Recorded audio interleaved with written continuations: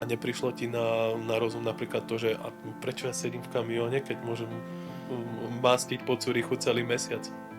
Keď som sa pýtal klientov, koľko ste zaplatili za týždeň hotela a povedali, že no tak za taký týždeň 60 000. Ale už keď si to namontuješ, tak už tam musíš kotúče meniť každých 24 hodín. Každých 24 hodín. Aj keď nejazdíš. Jazdíš stále meniť. Za jeden večer, za noc, odkedy som mal Teslu, čiže som nemal žiadne náklady na to auto, 500 sa dalo zarobiť v noci asi v pohode. Vítajte pri sledovaní podcastu Swisscast. Rozhovorov, kde si pozývam Slovákov a Čechov, ktorí žijú tu na Švajčiarsku a majú za sebou nejaký zaujímavý príbeh alebo biznis. A dnes som si pozval svojho kamaráta Lukáša Šmigovského. Lukáš, vítaj. Vítam ťa. A ja mám takú teóriu. Lebo u nás doma má deň 24 hodín. Ale u teba to nemôže byť 24 hodín, lebo ty keď mi rozprávaš o tom všetkom, čo robíš, ja neviem, kedy spíš. Ty jazdíš na kamióne. Tak. Máš svoju kamionovú dopravu na Slovensku. Tak. Jazdil si, ako taxikárčil si. Popri robote. No, kupuješ domy, kupuješ auta, vozíš to z celého sveta a ja neviem, kedy spíš. Akurát 5 minút dozadu som si vravel, že musím spomenúť to, že deň má 24 hodín a že sa mi to aj raz vypomstilo. Keď si človek toho nabalí strašne veľa, tak vtedy zistí, že deň má fakt tých 24 hodín. Mám aj ďalšieho kamaráta, ktorému sa to potvrdilo a som ochorel, takže teraz si dávam cieľ mať viac voľna, viac spať a trošku mať to ten obmedziť, životný štýl trošku taký zdravší. Zdravie je na prvorade a keď som začínal byť chorý a som nestihal spávať a mať stres, tak presne. Tak teraz sa snažím to všetko niečo dať už bokom, na niečo sa vykašľať. Mhm. No dobré, aby som to zobral tak od začiatku, že kedy si prišiel do Švajčiarska a vlastne prečo? Je to presne 8 rokov. Včera som si to pozeral v povolení, bo som vedel, že dostanem túto otázku a som si nebol istý, či to je 7 alebo 8. Ale prečo? Lebo keď som začínal na kamióne medzinárodnej, asi aj ty si jazdil medzinárodnú, tak len som vždycky medzi kamionistami, to chodilo to, že kde sa, v akej krajine koľko zarába. Tak vtedy, keď som jazdil medzinárodnú, som si povedal, že tak to žiť nechcem, byť 3 týždne zavretý v kabíne, 2 týždne na Slovensku. A vtedy prišla myšlienka, že buď Švédsko alebo Anglicko. Anglicko ma lákalo z toho hľadiska, že jazyk sa naučím, že angličtina, iný svet trochu. A Švéd z toho, že som počul, že sú tu nejaké platy vyššie, medzi 4, 6, 8, rôzne. Okay. Ale tak prišla prvá ponuka, prišla prvá do Anglicka, takže som tam strávil 2 roky a tam, keď ma to takisto už omrzelo aj ten životný štýl. Bolo to tam tiež také, že robota domov? Určite to bolo úplne iné, jak tu. Mentalita ľudí, to bol základ, čo bolo iné, ale mal som bežnú robotu, jak aj ty, jak aj ja teraz tu mám, že ráno ideš do roboty, po obede si doma. Toto bolo úplne, že super. Menej hodín sa tam určite robilo, voľnejší systém, netlačí sa to možno tak, jak tu na, že musíme makať, musíme odrobiť toho veľa. Ale po 2 rokoch tá myšlienka prišla, že no nič, ideme vyskúšať Švajc, lebo je to aj bližšie predsa k Slovensku, k rodine, k známym, ku kamošom, lebo keď som bol 2 roky v Anglicku, tak som úplne vypustil rodinu a aj všetkých kamarátov, mal som tam svoju komunitu. Takže po 2 rokoch z Anglicka som sa musel nejak dostať sem a to bol v roku 2017, čiže 8 rokov presne som tu. Takže myšlienka bola ísť za lepším príjmom a bližšie byť v svojej krajine. OK, ale mal si niečo? Mal si tu nejakého známeho? Alebo vedel si, kde sa vôbec na koho obrátiť? Alebo kde to odštartovať celé to? Ja som tu prišiel podľa mňa nejak podobne jak ty, lebo ty si v Šuny začínal medzinárodnej pod slovenskou firmou. Tak ja som si povedal, že jediná cesta, ako sa tu dostať, nemal tu nikoho, žiaden kontakty, nič, je sa zamestnať pod slovenskú firmu. Neviem, či to môžem spomenúť, Galliker. No. Čiže niečo Šuny, tak Galliker úplne totožné, podobné firmy. Dostať sa do slovenskej pobočky, nech má švajčiarske sídlo, švajčiarske zemie a vedel som, že nejakú cestu si už nájdem. A tak tam sa tá cesta našla, keď som spoznal jedného kolegu, ktorý tu mal strika a ten nás vlastne nejak dostal potom tu, nie priamo, jak si šiel ty zo Šuny do Šuny, ale ja som šiel z Gallikera do inej švajčiarskej firmy. OK, a u Gallikera si robil ako dlho? To bolo 6 mesiacov. To bol cieľ sa zamestnať a dostať sa asi nejak postupne do Švajcu. OK, takže prišiel si do Švajcu, robotu si mal. Áno, hneď. Takéto veci ako bývanie, Všetko vlastne mi to tam pomohli tí, čo tam pracovali, alebo išlo to aj cez šéfku s tým bývaním, takže... Mhm. Ale pocit to bol, lebo ja si pamätám napríklad u seba, hej, že teraz, dobre, veď tí ľudia boli takí napomocní, že sa snažili, hej, že ti povedali, potrebuješ toto, hej.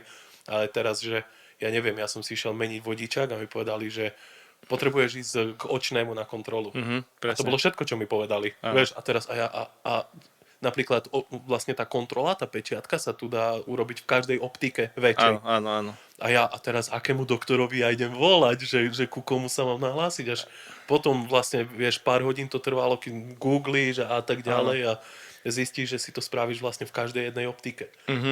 To som tiež nevedel. Čiže som k doktorovi, ktorý ťa skasol tú najväčšiu možnú hranicu, lebo tu sú nejak stanovené zákonom tie hranice, koľko ťa môže skasnúť, lebo Áno. keby tá hranica nebola, tak zoberie ešte dvakrát toľko. Áno.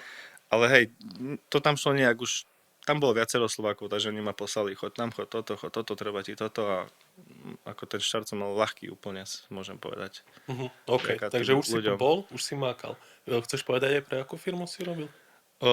Pre Rotru, neviem, či ju poznáš. Modré A možno kamiony, nejaké menšat. kamióny som videl. Áno, takže modré kamiony a francúzsky kanton, čo bolo to, že som bol z toho tu taký, že prídem do Švajčiarska, kde sa robí nemecky, ale nevedel som, že to je tak. Myslel som, že to je zmiešané tu, že nemčina s taliančinou, čo to ešte? S francúzštinou. A tam som prišiel, že všetko po francúzsky. Tabuly francúzske, doktori francúzi, prídeš do banky, nevedia nemecky, nevedia anglicky, len francúzsky, tak z toho som bol úplne že v šoku, že kde som za to dostal. A po nemecky si vedel, keď si tu prichádzal? Základy, to také základy, že Šoférske, ja hej, bývam, také, ja že sa Laden a volám, Bladen. tak, takže dokopy nič. A francúzsky už to. Hej, takže to bol taký ten prvý šok, keď som sa dostal do Švajčiarska s tou francúzštinou, že som sa musel rýchlo adoptovať. No dobre, bol si tu nejaký čas, jazdil si pre tú firmu a kedy si tak povedal, že si sa, alebo vieš, že si sa tak udomácnil tu že si sa začal obzerať aj okolo seba, že aha, tak dalo by sa možno robiť aj niečo viac ako len mať tú rutinu toho jazdenia, hej, s kamiónmi. Lebo my sme si písali, my sa poznáme roky a ešte sme sa bavili aj o tom taxikarčení, ešte keď to bolo atraktívnejšie možno ako dnes, že napríklad ako si sa dostal k tomu. Tak preskočím teraz to také, keďže som tu 8 rokov, preskočím to obdobie z tých, alebo to tak rýchlo zhrniem, tie prvé 4 roky, to ešte stále som rozmýšľal jak zamestnanec, že musím si nájsť lepšiu robotu alebo lepšie miesto, lebo to rok a pol som žil v tom francúzskom kantóne, ale tam som si hneď uvedomil, že ja potrebujem sa dostať do mesta, čo má aspoň 400 000 alebo 500 000 viac.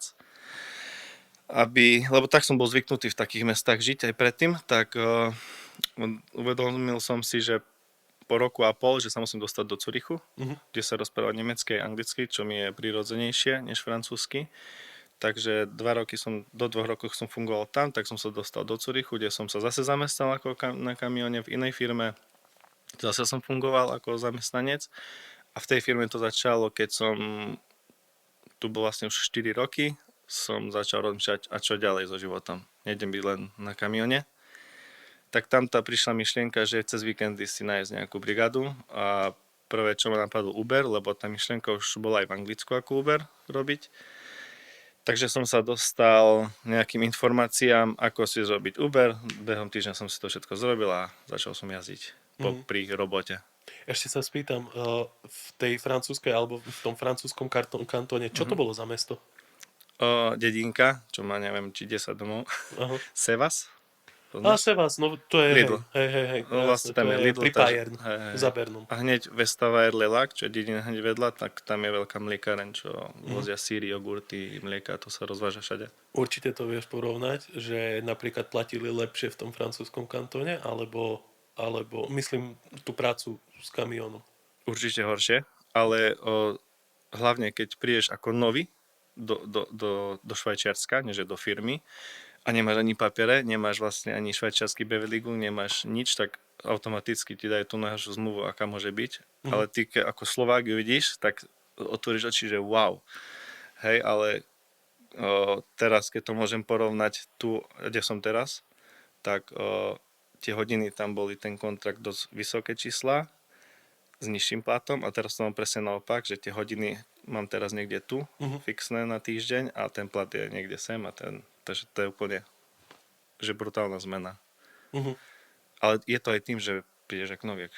Neviem, keby som tam teraz ale toto prišiel. oni aj využívajú, že vlastne však prišiel Slovák. Si nový Rumun, Slovák, Vieš, že Portugalec, bude je to musieť jedno, robiť, nevie lebo on jazyk. sa bude snažiť, Áno, aby no. zapadol Takže a nemusíš mu dať toľko. Ako Presne. Švajčiarovi. to je jedno, že Slovák, Rumun, proste Portugalec, Albanec, proste nevieš jazyk, si tu prvýkrát, dáme ti takú zmluvu, ty si happy, oni sú happy a vlastne všetko je OK. Už je to potom len na človekovi, že či sa chce posúvať ďalej alebo nie. No ja môžem povedať, že keď sa bavíme v čistom, lebo ja pracujem, že od prvého dňa, čo som tu v jednej firme. Čistom? Hej? Áno. A že v čistom mne od prvého dňa, čo som nastúpil a podnes, sa mi zvýšil plat o nejakých 2000 frankov. A to som v jednej firme.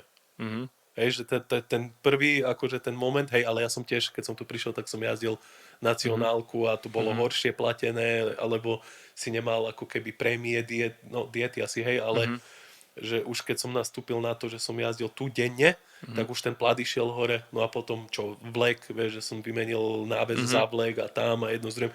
Oženil Toto som máte sa. príplatok. Tí, čo robia na vleku, majú viacej. Možno to tak nefunguje, možno už je to teraz automatické, vieš, len ja keď som začal húčať po rokoch do svojich, že no bolo by dobre niečo, vieš, tak jedného dňa zazvonil telefon a povedali, dobre, tak dáme ti, ja neviem, 500 frankov, vtedy to bolo, ale ideš na vlek a ja len, že opa, vieš, tak celý víkend som sa krútil po parkovisku, že by som sa naučil s tým jazdiť, ale som si povedal, to sú prachy, vieš, že to nerobíš to pre 50 eur, vieš. Hlavne si to treba prepočítať na rok, No. že krát 12 a to je to výsledné číslo, že či si povieš, si ochotný za to niečo zmeniť, alebo nie, lebo treba to prerátavať podľa mňa na rok.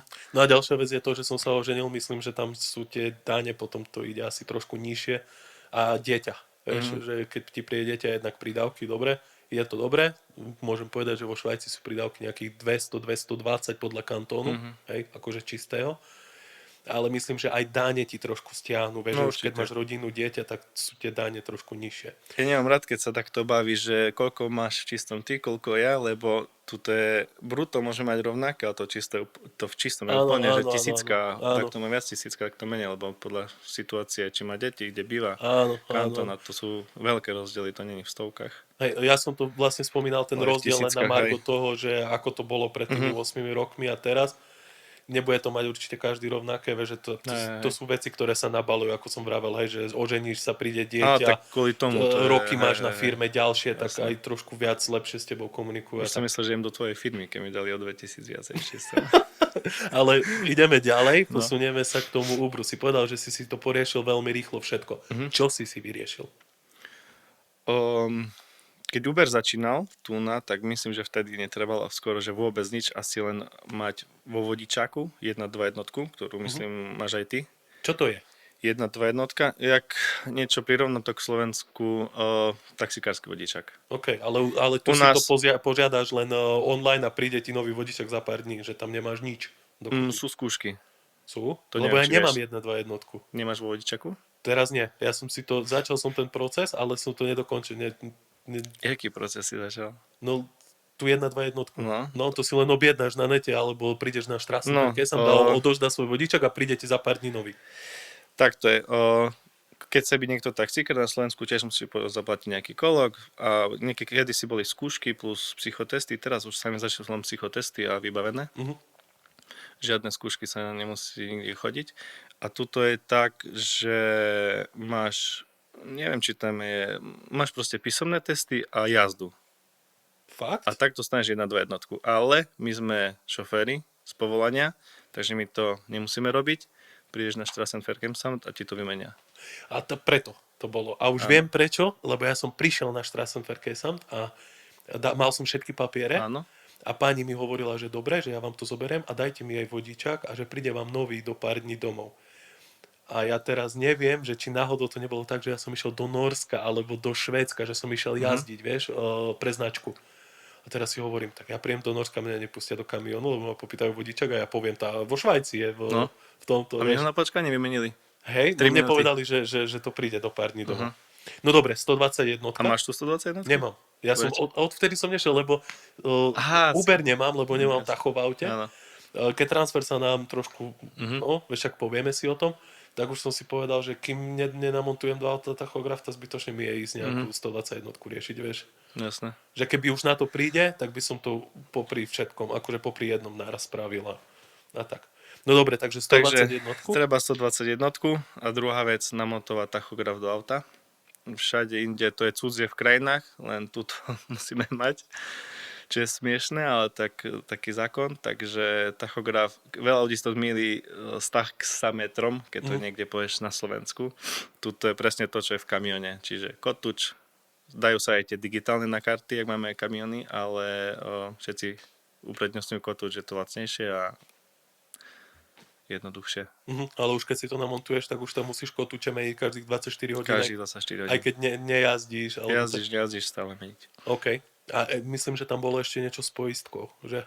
No automaticky si musíš zmeniť poistku že používaš auto na transport ľudí. Tam je to trošku drahšie. No, môže byť, nemusí. Podľa poisťovne a väčšinou je to drahšie, ale teraz sa mi stal taký prípad, že mám to dokonca lacnejšie. No dobre, a to bol ktorý rok? Teraz sa bavíme o ktorom roku, keď si začal jazdiť? Asi 4 roky dozadu. Môže byť. Takže a to neviem, či pred sme koronou, sa už... tesne pred koronou. Možno sme sa už poznali, niečo sme riešili spolu, bavili sme sa. No dobre, tak si našiel brigádu na víkend. A bola to dobrá brigáda? No v tých časoch veľmi dobrá. Až lukratívna by som povedal, lebo boli to ľahko zarobené peniaze a robíš kedy chceš. Čiže chceš robiť, robíš, nechceš robiť, nerobíš. Čiže každý víkend chcel som, lebo si sa doma zapol a jazdil si. A jazdil si buď dokedy si vládal, alebo dokedy to pípal. A to bola doba, keď to proste pípalo stále. Čiže bolo veľa zákazníkov, málo šoferov. Plus už vtedy si mal Teslu? Hneď vtedy prišla myšlienka, že som si zrátal, že pri robote cez víkendy, že som prejazdil okolo, neviem, či 600 frankov za mesiac. Vtedy prišla myšlienka, lebo Tesla, keď som ešte bol na výške a som videl prvýkrát Model S, som si povedal, že to auto si raz kúpim. Mi to nikto neveril, ale kúpil som si ho. To bola prvá myšlienka, že tak teraz sa mi oplatí Tesla S s free superchargingom, kde 600 vlastne ušetrím mesačne. Čiže môžem jazdiť koľko chcem, nezaplatím nič za nabíjanie. Vtedy bola ešte doba, že tých Tesel bolo strašne málo. A to ma tiež dosť finančne posunulo na vyšší level, keď som mohol jazdiť, žiadne náklady, žiaden servis, žiadna výmena oleja, žiadne filtre. A ešte tým, že bol tých Tesel málo a ešte nikto nešiel elektriku, ešte nebola korona, tak kde som prišiel, všade bolo zadarmo nabíjanie. Netýkalo sa to len Tesla Supercharger, ale prišiel som do Lidla, prišiel som do Kauflandu, prišiel som sa niekde do reštiky nájsť, všade to bolo free. Teraz už tak neexistuje. No dobre, tak keď si jazdil, že víkendy, alebo povedzme, že si mal aj nejaký čas večer, alebo tak koľko si vedel privyrobiť popri tvojej práci? Keď som si kúpil Teslu S, budem to riešiť, lebo tam sa mi otvorilo viac kategórií. A vtedy ja som asi vtedy ani Uber Teslu nevidel, ja som možno, že bol jediný a keď som to niekomu povedal, že prečo jazdíš s takým drahým autom taxík, vieš, všetci sú zvyknutí, proste lacné auto, ktoré amortizácia je veľmi nízka. Že vlastne aj cez Uber bola šarža vyššia, tvoja cena bola vyššia, hej, za to, že si jazdil s tým S-kom. Okay. Proste fakt naozaj vtedy Teslu stretnúť taxík asi nebolo možné ani vidieť, možno, že jedna v celom Curychu, čo je nič. Teraz je to už každé auto pomaly. Ale za jeden večer, za noc, odkedy som mal Teslu, čiže som nemal žiadne náklady na to auto, 500 sa dalo zarobiť v noci asi v pohode. Víkendy. 500 za noc. Za noc znamená za 5-6 hodín. 5-6 hodín, ale cez víkend. To nebolo, že útorok večer si zarobil 500. Víkend. Ja som len vždycky víkendy robil, keďže som to robil popri robote. Dobre, tak povedzme, že keby to preháňaš, že ideš potom a makáš každý víkend 5-6 hodín, tak si vedel spraviť za mesiac, že 2000. Áno, to som aj robil popri robote. No počkaj, zle rátam, lebo keď máš víkend jeden večer. No jeden večer, keď máš 500, tak máš za týždeň 1000. Krát 4-4000. Ale len jeden večer som jazdil. Keď si chceš zadržať to, že jazdíš na kamione od pondelka do piatka a nepôjdeš hneď v piatok rozbitý ešte do nočnej. Sobotu si oddychneš a sobotu si pojazdiť, tak tých 500, keď si tak človek dá cieľ, tak zrobil v tom čase. OK, a neprišlo ti na rozum napríklad to, že a prečo ja sedím v kamióne, keď môžem mastiť po Curychu celý mesiac? Prišlo určite, lebo v robote som vyhorel, potom to bolo moje druhé zamestnanie, čiže po 4 rokoch som už vyhorel kvôli kolektívu, kvôli firme, bo sa tam pomínalo veľa vecí, tak som si vral, že idem... Nehľadal som si druhú robotu asi, lebo som mal toto sem, túto brigádu, tak vtedy som prešiel z práce na Uber ako keby na plný úväzok. Čiže nejaký čas, lenže prišla do toho korona, ale hneď sa mi aj podarilo chytiť nejakých dobrých klientov, takže som si povedal, končím s prácou, idem robiť Uber na plný úväzok. A to som robil pol roka asi. Nepamätám si už ani presne, možno aj viacej. Tak teraz si povedzme, že keď si to jazdil pol roka, že na plný úväzok, No. tak koľko si vytočil za mesiac, keď si sedel v tej Tesle, že celý mesiac? 2,5 týždenne sa myslím, že sa dalo v tej dobe s prehľadom.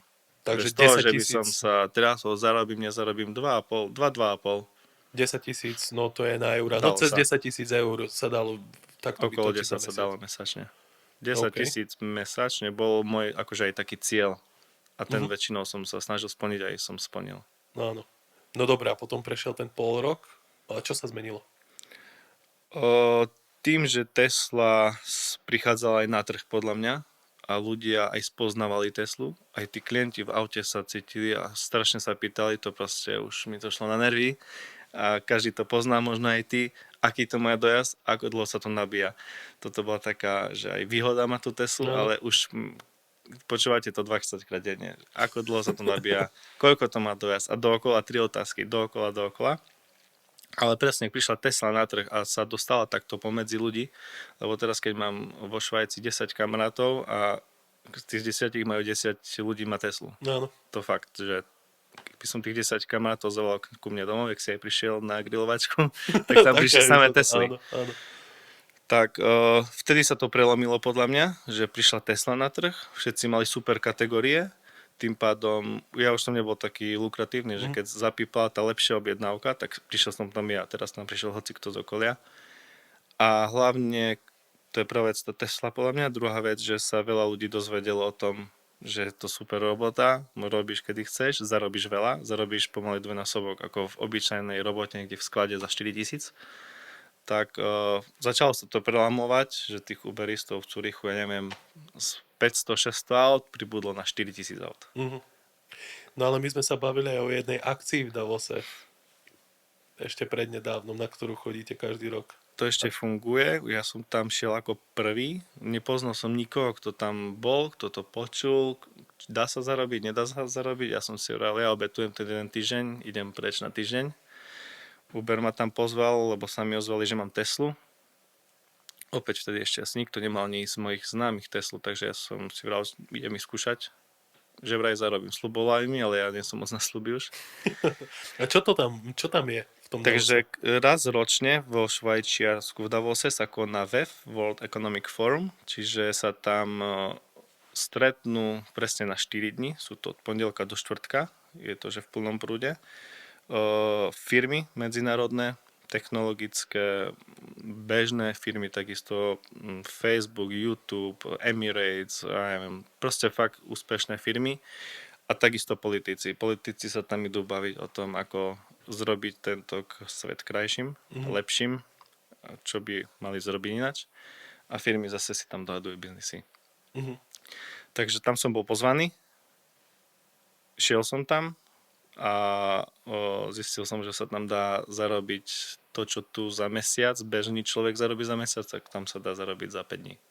A ty si mi hovoril, že vlastne tam je tam ťažšie sa dostať, že tam musíš mať nejaké povolenie a že celý ten Davos je proste zatvorené mesto, hej, že tam dole akože na tej príjazdovej ceste stoja nejakí, ja neviem, či policajti. Ty si tam aj šiel, však s kamionom, či nie? Neviem, môže byť, len, no ale predtým ešte som šiel, hej, do jedného hotela vykladať. Len to chcem povedať, že vlastne dostať sa tam asi vyžaduje nejaké povolenie, lebo potom by tam jazdil každý zase, vieš, akože ten Uber, myslím. Môže tam ísť každý, ale musí vedieť, čo zrobiť, aby sa tam dostal, lebo keď som tam šiel prvýkrát sám, bolo to v lete, bola korona, takže VEF sa zrušilo cez zimu, vždycky to je v zime v januári.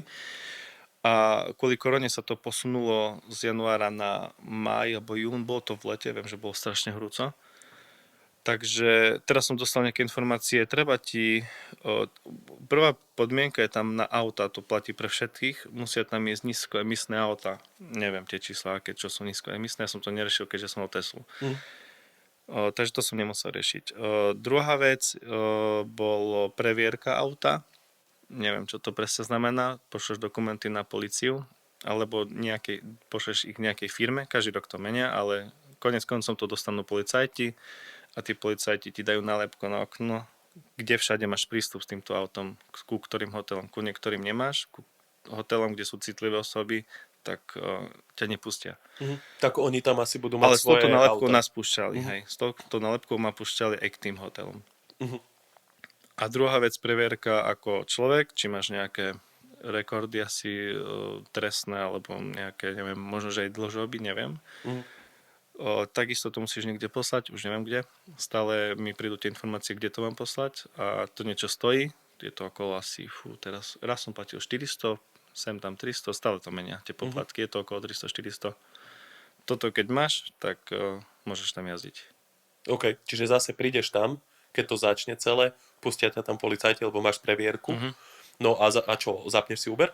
A zapneš si Uber. A jazdíš tak, jak tu, jak v Bratislave, jak Prahe. Len ide o to, že tým, že tam ten Uber vodič prejde cez tú previerku a tam tých aut asi veľa nebude?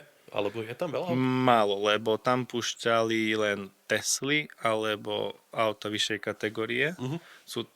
Tam tá apka je celá preprogramovaná inač, tak ceny sú tam trojnásobné ako tu. Toto je dôležité. To je dôležité. A sú tam len tie vyššie auta, nie tie bežné Toyoty, Volkswageny a Škodovky. Také tam nemôžu byť. Hej, takže povedzme, že keby v bežný deň berieš z Davosu do Zürichu na letisko niekoho, ja neviem, za 300 frankov, alebo tak? 800? Za normálny deň. Aha, za normálny deň 300, no. No, tak povedzme, že vtedy ho to bereš za 800. A tak si ideš jeden za druhým a môžeš si napríklad zobrať aj po ceste naspäť, keď vlastne máš ten Uber. Že? Môžeš ísť do Zürichu. V Zürichu ti pipne objednávka naspäť tam. Tam je za 300, ale tam už sú iné ceny, ináč je to naprogramované, tak tam ideš za 800 príklad. Takže vy ste sa vlastne ako keby zišli partia kamarátov a vy si každý rok zoberiete nejakú chatu alebo nejaké ubytko, kde idete na ten týždeň? Ja som tam prvý rok sám, takže ja som si všetko zariadil sám, nepoznal som nikoho, nevedel som kde čo, nevedel som ani, že čo je Davos, nevedel som ani kde tá dedina je, nevedel som, že v aké je to nadmorskej výške. Takže som tam bol v lete sám, tam som pospoznával pár ľudí, takisto títo ľudia, čo už tam chodili, bolo nás tam pár, to fakt sa dalo vtedy akože strašne veľa zarobiť. Aj keď si bol unavený, nechcel sa ti spať, lebo to proste tie peniaze sa tam akoby sípali doslova. Ale opäť sa to dostalo medzi ďalších ľudí a jak som tam bol prvý rok sám, tak teraz sme tam boli asi 8 už, moji kamaráti, keďže každý mal Teslu, tak prečo to nevyužiť. Takže ono aj tam to už upadá. Takže naposledy sme si zobrali už dom, vlastne už druhýkrát po sebe sme zobrali ten dom. A vlastne tam ste celý týždeň a chodíte hore do Davosu a jazdíte. Hej? Tak presne. Hlavne sme trošku ďalej, lebo tie ceny, to nie je len Uber, ale tie ceny aj čo sa týka hotelov, tam keď som sa pýtal klientov, koľko ste zaplatili za týždeň hotela a povedali, že no tak za taký týždeň 60 000 eur alebo frankov, dolarov plus minus. A to je len kvôli tej akcii? Áno, čisto kvôli akcii. Keď si pozrieš aj na Bookingu, ja som si takto pozeral, lebo som vlastne hľadal ubytovanie, chcem byť v Davose, ale to je nereálne. Proste nájdeš nejakú minimálnu cenu, možno 1000 za noc, ale však to je presne to, čo zarobím, takže nedáš 1000 za noc. Ale tí ľudia tam platia aj 60 000 za týždeň úplne v pohode, jak nič. No, mne niekto aj rozprával, možno aj ty si mi rozprával, že tam ľudia majú chaty, povedzme, ktoré si dlhodobo prenajímajú, že povedzme, že si objednáš, že si prenajmeš chatu a platíš za ňu 2000 mesačne, ale príde taká akcia, tu jednu chatu na týždeň prenajmeš niekomu za 40 A máš vybavený celý rok. Môžeš byť na Presne. chate celý rok. Čo bolo potom ďalej? Vieš, že si povedal, že OK, tak ten Uber už stráca nejak pre mňa asi význam, alebo si to obmedzil trošku, hej, že vlastne už si nepracoval, lebo si dal výpoveď a jazdil si Uber. Prešlo pol roka, 3/4 roka. Čo si povedal, že čo ideš robiť potom ďalej? Takže môj klient ma ešte držal v tom, že si robím to, čo robím a že ma to ešte baví, ale už aj to ma prešlo, lebo už som nevládzal proste šoferovať stále s klientami, už ma to proste prestalo baviť, už či zarobíš, nezarobíš, deň má 24 hodín, tak popri tom som si povedal, môj kamarát začal podnikať, otvorili si spolu reštauráciu a popri tom začal podnikať s dodávkami, tak som si povedal, nič, vymením Teslu za dodávku. A vtedy som zase zistil, že deň má stále 24 hodín, takže začal som chvíľku podnikať na dodávke, ale to bolo krátko, asi 2-3 mesiace. Zistil som, že zase to je na úkor hodín. Že proste presedíš v tej dodávke celý deň. To bolo proste strašne veľa hodín a bral som to aj tomu kamarátovi, že to je, veď my robíme 15 hodín denne, 6-7 hodín spíš a zase si musíme ísť nachystať tovar a robíme to proste za málo peňazí, že či to robím na Uberi, či to robím na dodávke, snažili sme sa to nejak zefektívniť tým, že on mal teraz asi 3 dodávky, ja som mal jednu, aby sme nejak viac vytočili, ale stále to bolo na úkor hodín. Tak až potom som už vážne ochorel, som si povedal, že wow, zarobil som, lenže som ochorel a som si uvedomil, že už to takto ďalej nejde, tak som začal rozmýšľať, že musím niečo robiť, aby niekto iný za mňa robil. Takže už mieril som aj tým, že si im nakúpiť dodávku, že budem stále pokračovať v tom, že si možno kúpim 2 dodávky, ale potom som povedal, že nie, že ja už nesmiem pracovať, že musia pracovať iní, alebo peniaze musia za teba robiť. Tak vtedy prišla myšlienka, idem si kúpiť kamión, lebo mám s tým skúsenosti, mám ďalších kamarátov, alebo teda kamaráta, ktorý má kamióny, čiže mi vie dať informácie z prvej ruky a mám nejaké kontakty, a hlavne viem, že mám dobrého šoféra, ktorý by mi to robil. Vlastne ten šofér je môj otec a viem, že keď on to tak dokonale robí pre cudzích, tak sám na seba so svojím kamionom to bude robiť ešte lepšie. Áno. Takže som začal riešiť to, že sa opäť zamestnám. Nech mám proste kľud, že nech máš výplatu, nech si zaplatíš nájom a všetky hlúposti. A vo voľnom čase už nebude žiaden Uber ani žiadne brigády, ale otvoriť si firmu. Lenže to bolo dosť náročné na diaľku, keďže my sme tu a vieš sám možno, keď chceš niečo riešiť na Slovensku, stále musíš otrovať ľudí. Tak téma, ako otvoriť firmu na diaľku, to je tiež možno na ďalší podcast, ale dá sa to, ak človek si nájde právnika. A teraz už máme elektronický podpis, čo je úplne super, čo aspoň Slovensko niečo dobre zrobilo, že máme ten elektronický podpis a má svoju elektronickú schránku, čiže ti nechodí pošta domov, ale všetko ti chodí do schránky. Takže som si otvoril firmu a kúpil som si kamión. Ale ešte sa chcem spýtať, vlastne ty keď si jazdil ten Uber aj a točil si také prachy, o ktorých sme sa bavili, tak bol nejaký cash flow, že si povedal, alebo si kúpal nejaké, ja neviem, nehnuteľnosti, alebo si to len tlačil do paplóna a potom kúpil kamión, alebo si povedal, že idem si užívať život, alebo tak, vieš, že... Prvé 4 roky som cestoval, čiže keď som ešte bol zamestnaný, robil Uber, tak bolo veľa dovoleniek, fakt každý chce cestovať, takže to bol ten môj pekný život v prvé 4 roky, že človek aj zarobil a cestuje, čiže to míňal na cestovanie. A takisto každý chce mať svoju nehnuteľnosť, takže som kúpil prvú svoju nehnuteľnosť. Takže tam pošli tie peniaze všetky. No potom asi na otvorenie firmy to asi tiež nestálo málo. Akože kúpiť kamión, otvoriť firmu na Slovensku. Hlavne keď otvoriť firmu nie je drahá vec, ale uživiť kamión prvé 3 mesiace je drahá vec. Kým ti začnú platiť faktúry. To bolo, že som prvé 2 týždne nespal.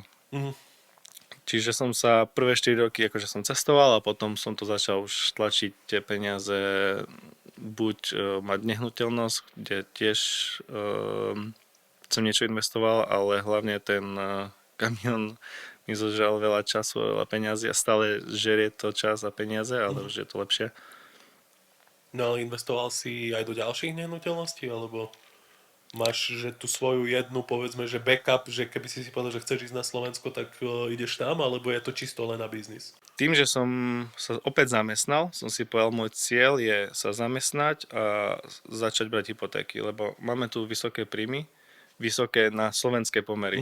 U nás sú tu na priemerné Áno. brzdy proste. Keď to k Slovensku prirátam, keď takto zrába 1500 v čistom, my tu máme tiež priemer, ale voči Slovensku máme tie príjmy vysoké a je to, bolo, aby to hlúposť nevyužiť, keď ti na Slovensku dajú hypotéku. A nedajú ti len jednu, ale dajú ti aj 4. Momentálne mám 4 hypotéky, 3 veľké, jedna je taká menšia.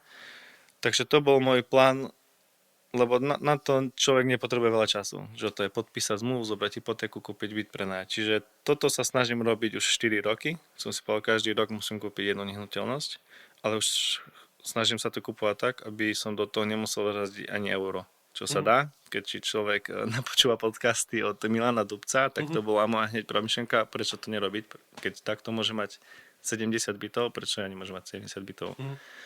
Takže usmeroval som tým, že som zamestnaný, smerujem stále tým, že som zamestnaný, kúpujem byty a smerujem tým, že som chcel podnikať.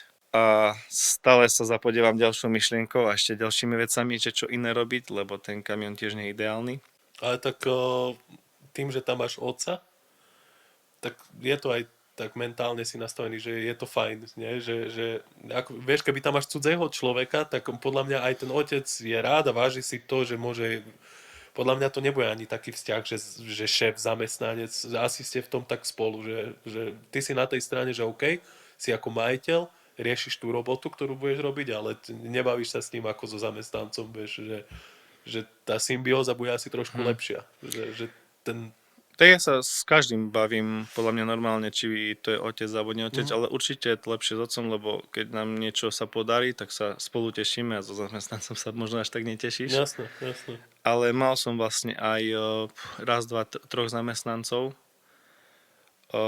Keďže bol oco, išiel na operáciu, tak som si vyskúšal rolu mať cudzích ľudí pod sebou a nebola tu podľa mňa žiadna sranda, lebo som si sám vravil, ako k ním pristupovať. Keď si k ním dobrý, tak to využívajú. Keď si k ním zase zlý, tak si v ich očiach zlý a budú to robiť zle. Takže treba nájsť tú správnu cestu, že ukázať aj to, že si šéf, ale aj to, že si človek. A empatiu. Čiže, ale sme zohradní podľa mňa s otcom, lebo je jeden cieľ proste to, aby tá firma zarábala. A teraz vlastne funguješ tak, že od pondelka do piatku jazdíš na kamióne. Popri tom všetkom disponuješ kamión. Asi už po tom čase, odkedy si otvoril firmu, tak aj tie zakázky už sa nehľadajú až tak ťažko ako na začiatku, že máš nejaké stabilky a tak. Čiže otec jazdí, ty jazdíš tu na.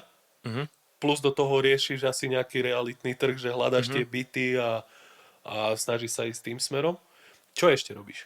Popri tom, to tak samo vzniklo celé, vlastne nebol to nejaký môj cieľ, že chcem mať firmu na prenájom aut, ale tým, že som si kúpil Teslu, tak Golfa som chcel predať, nakoniec sa prenajal, bolo to vlastne samé, tá požiadavka prišla na mňa sama, tak si poviem, tak prenajmem to. No a popri tom vlastne prenajmam auta, vlastne prenajmal som aj dodávku, mal som tak, že aj jedným časom 4 auta prenajaté a to je tiež krásny pasívny príjem, ak tie auta sú vyplatené, tak je to úplne super.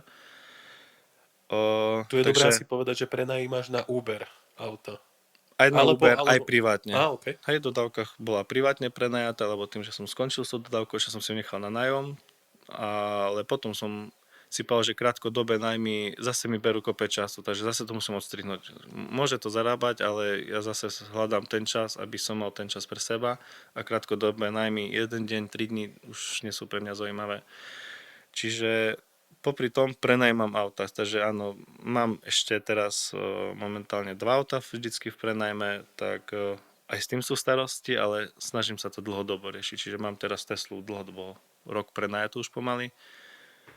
A chcem ísť aj tým smerom, že si ich asi idem, teraz môj cieľ najbližší je ešte 2 Tesly dokúpiť. Lebo tam sa dá celkom dobre zarobiť, lebo vlastne je to Tesla, ktorá má namontovaný tachograf a všetko je to pripravené na to, že chalan príde, sadne, prihlási sa, jazdí. Hej. Takže za koľko sa dá mesačne prenajať vo Švajci taká Tesla? Pre niekoho, kto chce jazdiť Uber? Ja to ponúkam len týždenne, ale mesačne, keď vidím inzeráty, sú to od Tesla konkrétne, tak od 1600 po 2000 myslím. Mhm. Ja to tiež tak mám nejak nastavené, že ja 450-500 týždenne. OK. Čiže teraz, keby mám napríklad ja, Mhm. čo máme našu Y, čo je rok stará, keby som ju dal namontovať do nej tachograf, úplne v pohode ju viem prenajať za 2000 mesačne. Určite pohode.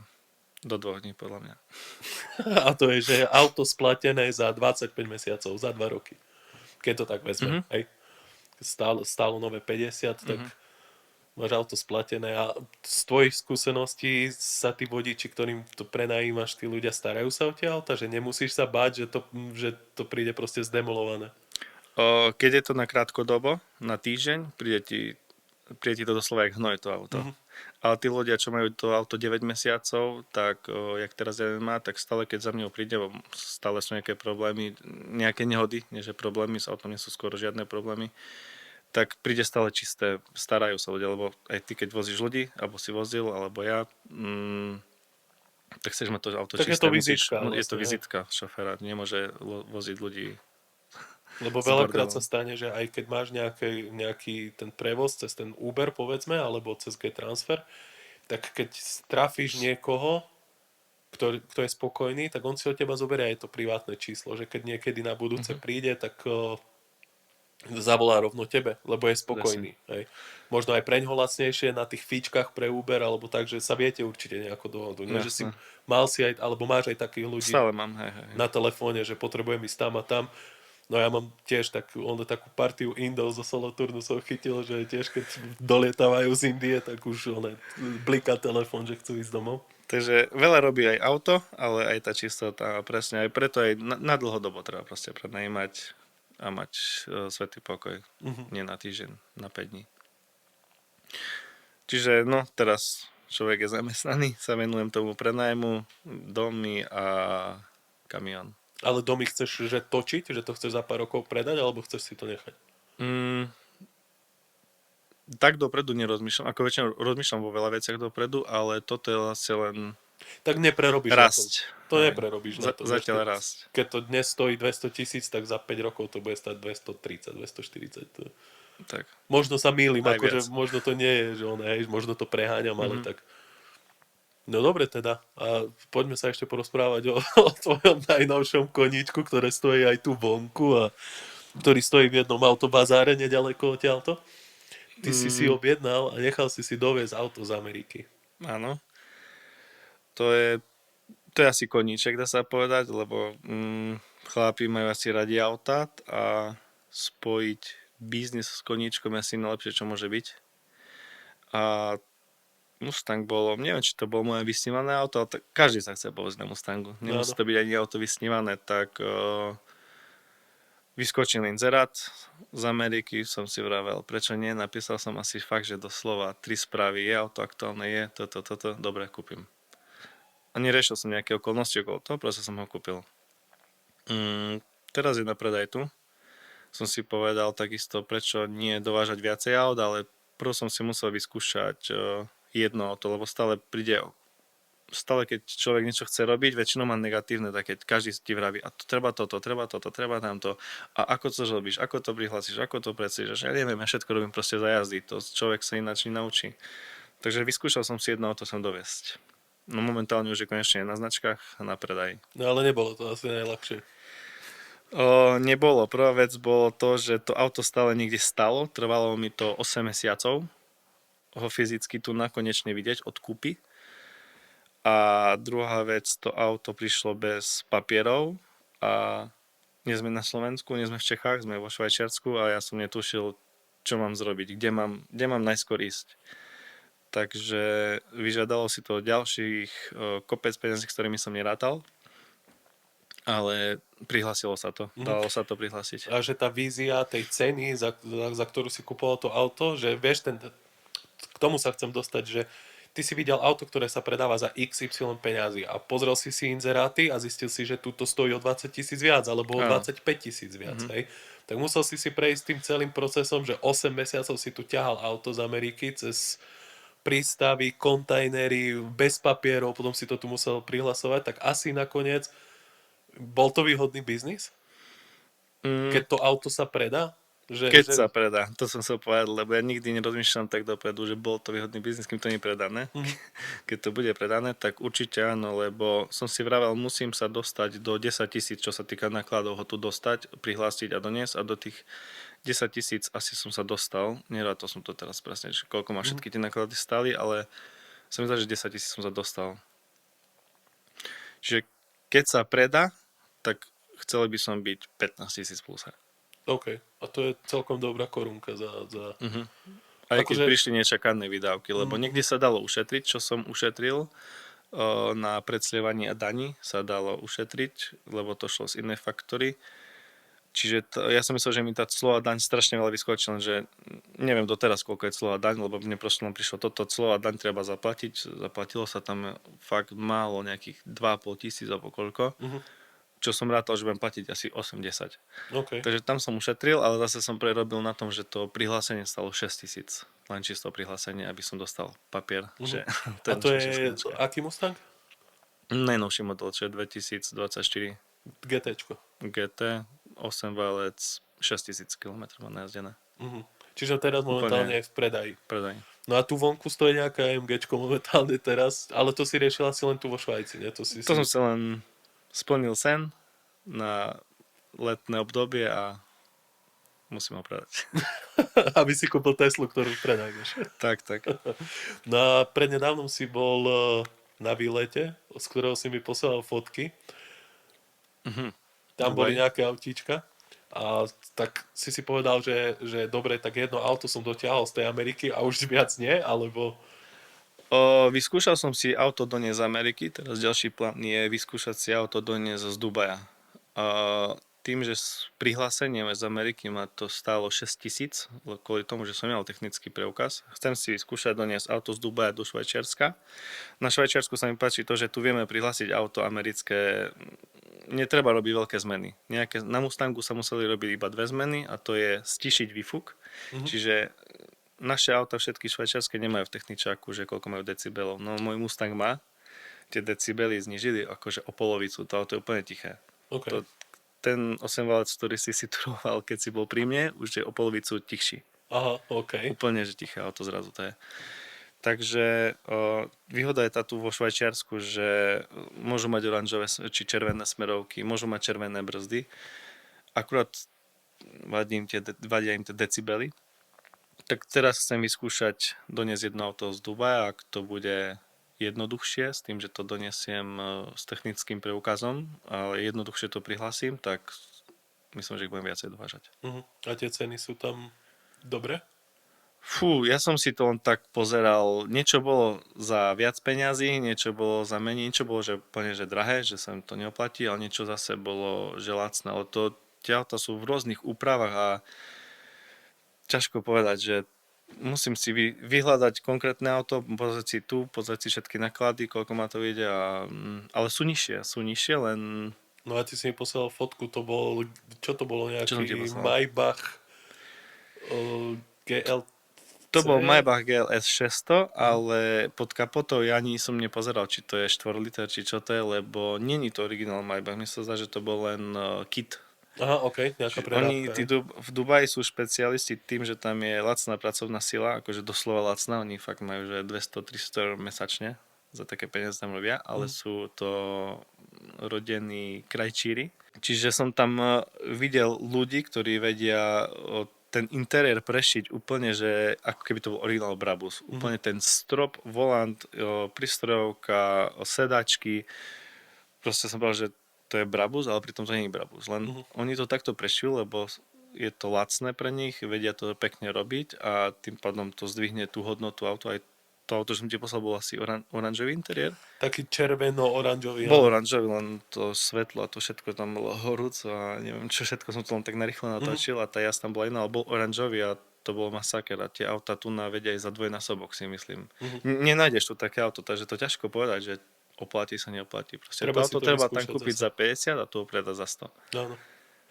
Takže to sa môžeme čakať, hej, teda, že niečo príde do toho Švajcu. Zaujímavé. Vyskúšam prvý vlastný Mustang, aby som sa nepopalil. Nejaký vlastný Mustang sem doniesiem určite. v nejakej úprave, s nejakým kitom, lebo tie sú tam za pár korún. A keď sa to prepíše, predá, tak určite môj cieľ je Gčko Brabus tu dnes. Mhm. No paráda. No ale ty si tam zažil ešte niečo zaujímavé, o čom si dával aj storky, aj si mi písal. V Katare som bol pred Dubajom. A tam si stretol A nejakého pána, ja som na to pozeral ako puk, ja som si musím o povedať. Katare čítal už keď som žil 8 rokov dozadu, keď som žil v Anglicku a bolo mi tam divné, že prečo tam strašne veľa samé luxusné katarské auta tam behajú po Anglicku. Tak som si o Katare začal študovať, čítať a to sú veci normálne, že človeku to príde nereálne, že niekde tak ľudia žijú. Že my tu žijeme, pracujeme, chodíme do školy a sme v nejakom systéme a platíme dane. Ale tam takto nežijú. Takže môj 8-ročný sen som si vravel, že musím raz poznať Katarčana, lokálneho človeka, ale mám aj nejakých známych v Dubaji a každý ti povie, že na lokálneho človeka je veľmi ťažké naraziť. Aj keď všetci tam chodia v tých habitoch, ale on nemusí byť Dubajčan, môže byť aj z Afganistánu alebo z Pakistánu, ale je veľmi ťažké na niekoho naraziť a hlavne už keď narazíš, otvorene sa porozprávať. A tak, jak my tu teraz sedíme, ja som tak vonku na terase s kamarátom sme zahliadli jedinú Teslu Roadster v Katare. To bola jediná single Tesla Roadster v Katare. Tak sme sa obšmietali okolo toho auta a prihovorili sme sa tomu Katarčanovi. A tak teraz my tu sedíme vlastne, tak my sme tam s ním takto sedeli na tej káve. Mne to prišlo, že 4 hodiny prešli, lebo sme vystredali asi všetky témy. Takže ten môj sen sa nejak som si ho pritiahol a splnil, ale normálne som aj tak šiel tam nastavený, že idem na 3 dní do Kataru a chcem spoznať lokálneho človeka. Mhm.